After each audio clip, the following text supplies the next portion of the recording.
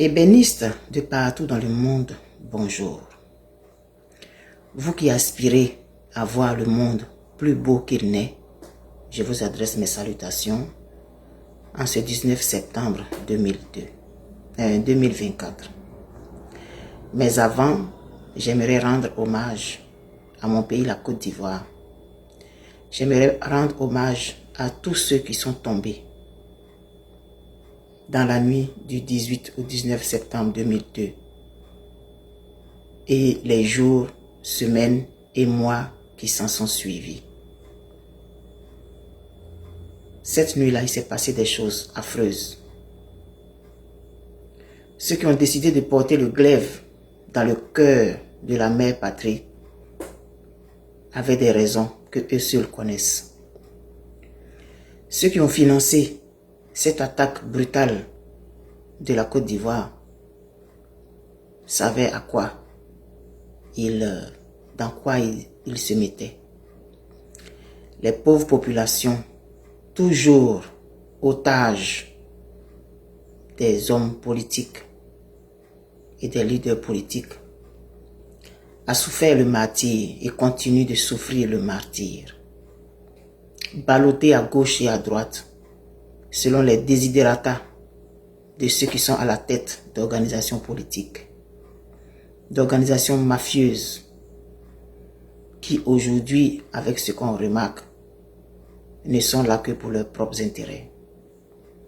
J'aimerais donc dire à la Côte d'Ivoire que viendra forcément un jour où un enfant digne de ce pays-là honorera cette journée-là. Je veux dire la nuit du 18 au 19, mais c'est plutôt le 19 quand on s'est réveillé le matin qu'on a été mis devant le fait accompli. Que le 19 septembre devienne une date du souvenir. Mais forcément un jour viendra où cela sera. Et tous ceux qui sont tombés, tous ceux qui ont perdu un être cher, tous ceux qui ont été marqués jusqu'à ce jour, qui triment encore aujourd'hui,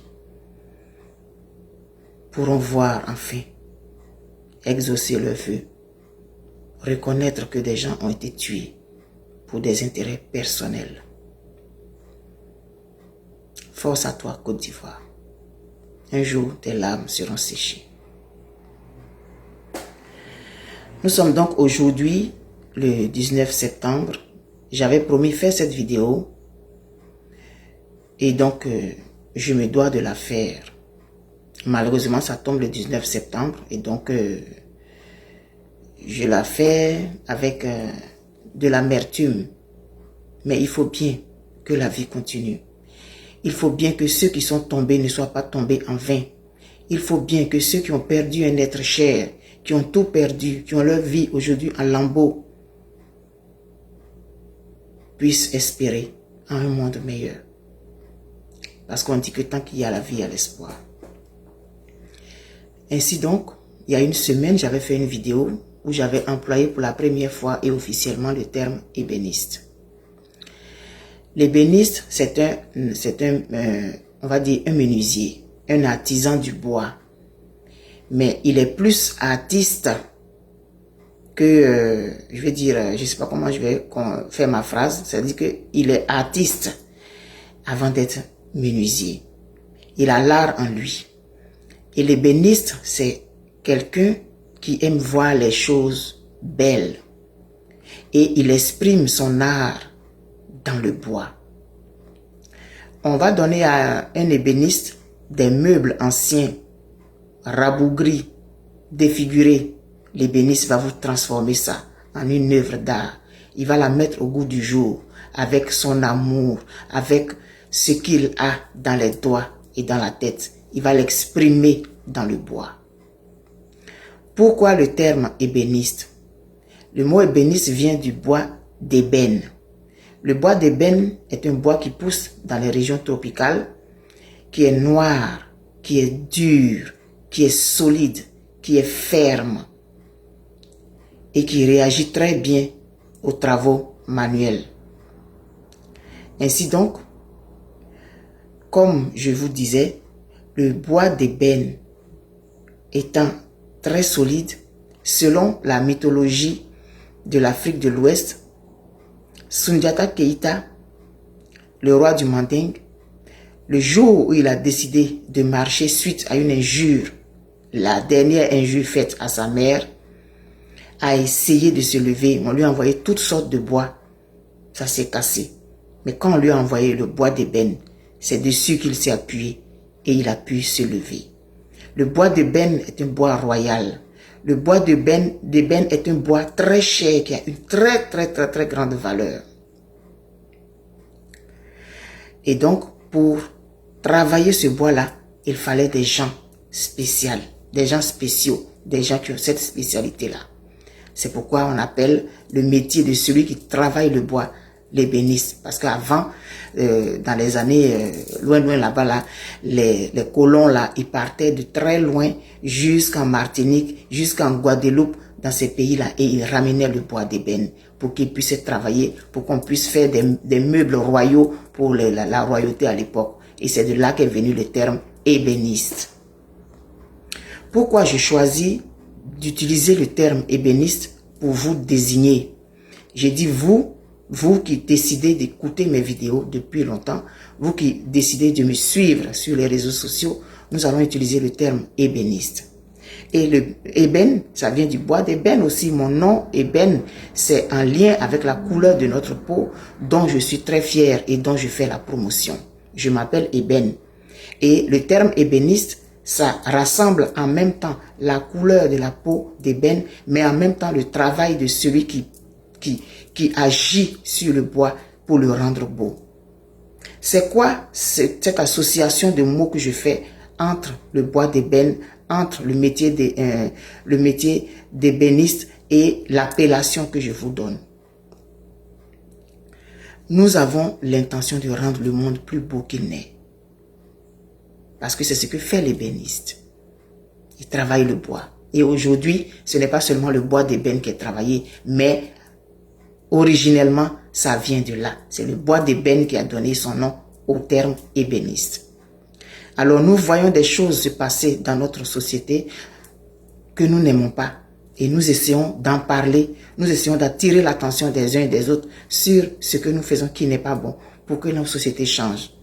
Mais ça ne peut pas changer du jour au lendemain. C'est un travail de patience. Comme l'ébéniste, c'est un travail patient. Il va appliquer son art, sa passion et sa patience pour transformer ce meuble ancien qui est devenu laid, qui est devenu vieux, qu'il va mettre au bout du jour. Alors nous, notre travail, ce sera ça. J'ai dit notre parce que vous êtes avec moi. Si vous ne m'aviez pas suivi toutes ces années, si vous n'aviez pas eu confiance en moi, vous ne seriez plus en contact avec moi, vous ne seriez plus en train de me suivre. Donc je dis nous parce que vous, quand vous écoutez les vidéos, vous les partagez, on essaye de toucher les sensibilités de tout le monde, on essaye de veiller les consciences. Donc ce travail d'ébéniste qui se fait sur le bois, nous allons essayer de le faire sur le mental, sur le moral et sur la conscience des gens. Critiquer des travers de notre société, critiquer des choses qui ne vont pas, essayer de faire en sorte que les uns et les autres modifient, même si c'est légèrement leur comportement, pour qu'ensemble on puisse avoir cette belle société-là. C'est un rêve, c'est fou, mais nous allons le faire quand même. Alors, chaque jeudi, je vais faire une vidéo, autant que ma santé va le permettre, autant que la société va le permettre, autant que j'aurai l'argent pour payer mes factures d'internet. Chaque jeudi, je voudrais qu'on prenne rendez-vous désormais pour écouter une histoire réelle, un compte rendu de roman, un conte que j'aurais pris, une histoire inspirante, et on va tirer ensemble les leçons de ça. Et on va essayer de s'éduquer nous tous. Parce que quand moi, je vais faire les recherches pour aller trouver des histoires, pour aller lire des anecdotes et tout, je vais apprendre aussi. Et puis, je vais essayer de vous transmettre ce que j'aurai appris. Et puis, vous, votre rôle, ce sera d'écouter et puis de partager ces vidéos-là pour qu'ensemble, on puisse influencer, ne serait-ce qu'un peu, notre société commune. Il y a tellement de choses qui se passent aujourd'hui sur tous les plans, économiques, politiques, social, et religieux. Il y a tellement de choses qui se passent qu'on voit aujourd'hui que notre monde va à la dérive.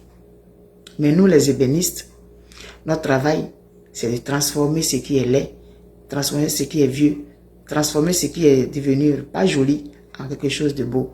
Donc voilà la mission que j'ai décidé de me confier aujourd'hui. Cette mission-là que j'avais déjà reçue, puis avec laquelle j'ai joué un peu, vous savez de quoi je parle, mais je suis revenu à mes premiers amours.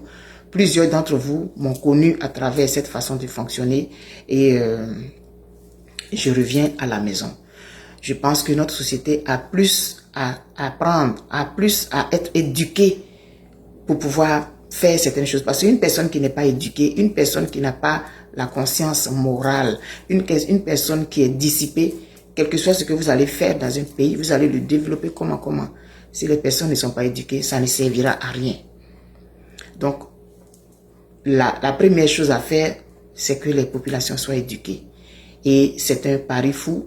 Ce n'est pas, je ne vais dire, je ne me donne pas un air que je n'ai pas, je ne me donne pas un genre, mais j'essaie de faire ma part. Et chacun a sa part à faire. Il y en a qui sont religieux, il y en a qui sont politiques, il y en a qui sont agronomes, il y en a qui sont secrétaires et tout. Chacun fait ce qu'il a à faire. Et moi, c'est ce que j'ai reçu qui est là. Éveiller les consciences à notre réalité, éveiller les consciences à nos façons de faire. Il y a des habitudes que nous avons eu à traîner pendant Nous sommes nés dans un environnement qui avait des habitudes, nous les avons copiées et aujourd'hui on se rend compte que c'est pas forcément bon. Donc on peut essayer de revenir tranquillement vers les choses correctes pour que, comme les bénisses, nous ayons un résultat parfait, mais surtout un résultat beau. On se dit donc à bientôt, à jeudi prochain, pour le début véritable de notre aventure commune. Nous sommes des ébénistes et nous voulons rendre le mot plus beau qu'il n'est actuellement. Je vous aime très fort et on se dit à bientôt. Bye bye.